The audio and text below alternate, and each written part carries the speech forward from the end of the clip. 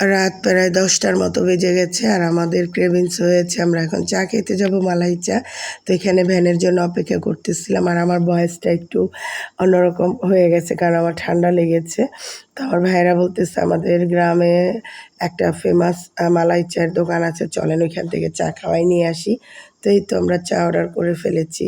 আর হচ্ছে আম এখানে পাশেই একটা কাঁঠাল গাছ ছিল, চায়ের দোকান। এত পরিমাণ কাঁঠাল ধরেছে কি বলবো।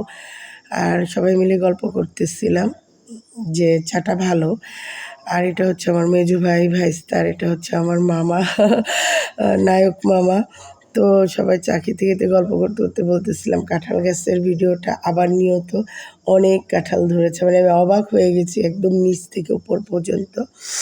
তো চা শেষ করে আমরা হচ্ছে বাসার জন্য রওনা হয়ে গিয়েছিলাম। তো আমার ভ্যানে ঘুরতে ভালো লাগতেছে শুনে আমার ভাই বলতেছে তাহলে আরও অনেক কিছুক্ষণ আমরা ঘুরি। তো এই তো ঘোরাঘুরি করতেছিলাম।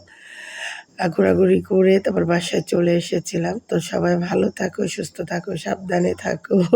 Thank you for watching.